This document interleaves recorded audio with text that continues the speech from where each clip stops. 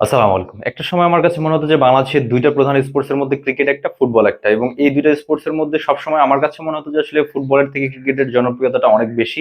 এবং এটার কিন্তু যৌক্তিক কিছু কারণও ছিল, যেমন আপনি যদি পঞ্চপাণ্ডবের কথা বলেন, এই পঞ্চপাণ্ডবের খেলা দেখার জন্য কিন্তু বাংলাদেশের যারা ক্রিকেট ফ্যান রয়েছে তারা কিন্তু মাঠে আসতো এবং বাংলাদেশ টিমটাকে সাপোর্ট করতো, এবং ব্র্যান্ডিং এর দিক থেকেও কিন্তু ক্রিকেটটা অনেক এগিয়ে ছিল ফুটবলের দিক থেকে।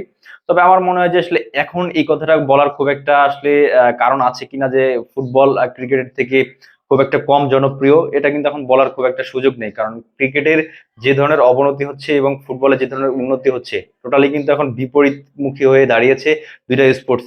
তবে আমার মনে হয় আসলে বাংলাদেশের এই দুইটা স্পোর্টস এগিয়ে যায়। বাংলাদেশের ক্রিকেট বোর্ডটা কি এখন একটা দুর্নীতির কারখানায় হয়ে দাঁড়িয়েছে, এবং এই দুর্নীতির কারখানায় কেউ কেউ ঢুকছেন, আবার দুর্নীতি করে বের হয়ে আসছেন, এইভাবে কিন্তু এই প্রসেসের মধ্যে কিন্তু চলছে এই কাজগুলো। এবং আমার মনে হয় যে আসলে এদের মধ্যে ক্রিকেট নিয়ে কাজ করার খুব একটা ইচ্ছে শক্তি নেই, এরা হচ্ছে নিজেদের ব্যাংক ব্যালেন্স করবে, এবং এই ব্যাংক ব্যালেন্স করা শেষ হয়ে গেলে অটোমেটিকলি তারা হচ্ছে বের হয়ে যাবে। তো এই হচ্ছে তাদের কাজ, এবং বাংলাদেশের ক্রিকেটটা নিয়ে তাদের যে মাথা ব্যথা, সেটার একবারে ছিটে ফোটাও আমরা দেখতে পাচ্ছি না। এবং বর্তমানে এই পারফরমেন্স গুলো আমরা যখন বাংলাদেশের ক্রিকেট টিমের কাছ থেকে দেখতে পারি যে অ্যাসোসিয়েট টিমের সাথে এমন নাজুক ভাবে হার, সেটা কিন্তু বাংলাদেশের ক্রিকেট প্রেমীদের অনেক কষ্টদায়ক এবং ব্যথাদায়ক আসলে এই বিষয়গুলো। তো আমার মনে হয় যে আসলে বাংলাদেশের ক্রিকেটটা নিয়ে খুব দ্রুত সময়ের মধ্যে যদি ভালো স্টেপ না নেওয়া যায়, তাহলে কিন্তু ডেফিনেটলি বাংলাদেশ ক্রিকেটের আরো যে অশনি সংকেত সামনে রয়েছে, সেটা কিন্তু একবারে দৃশ্যমানতা আমরা দেখতে পারবো। তবে আমার মনে হয় বাংলাদেশের স্পোর্টস জগতে ক্রিকেটের যেহেতু একটা বড় শান রয়েছে, এবং সেই শানটা তারা ধরে রাখবে, এবং বাংলাদেশের ক্রিকেট আরো দ্রুত উন্নতি করবে। এবং বাংলাদেশের যেহেতু আসলে স্পোর্টস এর জগতে ক্রিকেট সবসময় একটা ভালো অবস্থানে ছিল, আমার মনে হয় সেটা ধরে রাখার তারা সর্বোচ্চ চেষ্টা করবে।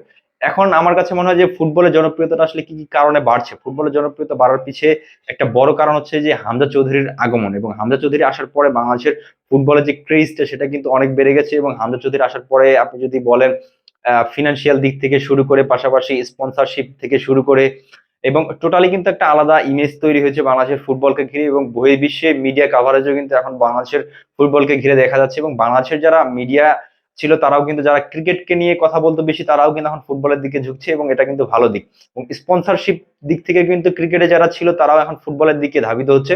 এবং এটার বড় ইফেক্ট কিন্তু এই হামজা চৌধুরী আমার কাছে মনে হয়।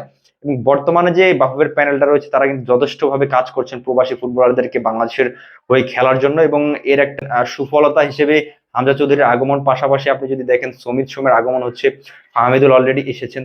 তো আমার মনে হয় যে এই বিষয়গুলো কিন্তু বাংলাদেশের ফুটবলকে এখন নতুন একটা ডাইমেনশন সৃষ্টি করে দিয়েছে, যেখান থেকে কিনা বাংলাদেশের ফুটবলের এখন শুধু উন্নতি হবে।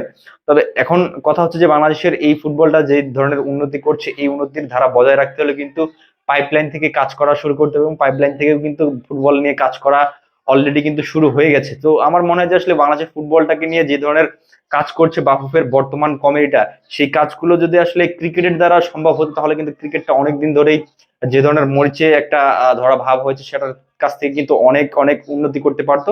তবে আমার মনে হয় যে আসলে বাফুফের কাছ থেকে এই ক্রিকেট বোর্ডের কর্মকর্তাদের শেখার আছে, এবং তারা যদি বাফুফের এই যে বিভিন্ন ধরনের উদ্যোগ, এবং পাশাপাশি ফুটবলটাকে যেভাবে দ্রুত সময়ের মধ্যে এগিয়ে নেওয়ার প্রসেস গুলো ফলো করছে, এই প্রসেসের যদি কিছু ছিটে ফোটাও তারা আসলে ফলো করতো, তাহলে ডেফিনেটলি বাংলাদেশের ক্রিকেটটা অনেক উন্নতি করতো। এবং আমার মনে হয় যে আসলে ফুটবলে যে ধরনের উন্নতি হচ্ছে, ডেফিনেটলি ফুটবল কিন্তু ক্রিকেটকে জনপ্রিয়তার দিক থেকে অলমোস্ট ছাড়িয়ে যাচ্ছে। এবং আমার মনে হয় সামনে ফুটবলের যে ক্রেজটা আরো তৈরি হবে 10 জুন যে সিঙ্গাপুরের বিপক্ষে ম্যাচটা রয়েছে, সেই ম্যাচ দিয়ে, এটা ডেফিনেটলি কিন্তু ক্রিকেটকে ছাড়িয়ে যাওয়ার সম্ভাবনা অনেক বেশি। তো হোপফুলি বাংলাদেশের ক্রিকেট এবং ফুটবল দুইটাই যেহেতু বাংলাদেশের স্পোর্টস, এবং দুই স্পোর্টসই কিন্তু জনপ্রিয়তার দিক থেকে অনেক বেশি এগিয়ে রয়েছে। তো আমি আশা করব যে বাংলাদেশের ক্রিকেট যে ধরনের জনপ্রিয়তা হারিয়েছে, তারা আসলে তাদের হারানো গৌরবটা ফিরিয়ে নিয়ে আসবে, এবং ফুটবলের জনপ্রিয়তা কিন্তু ধীরে ধীরে বৃদ্ধি পাবে, এবং বাংলাদেশের স্পোর্টস জগৎ এগিয়ে যাক, এটাই আমার প্রত্যাশা থাকবে।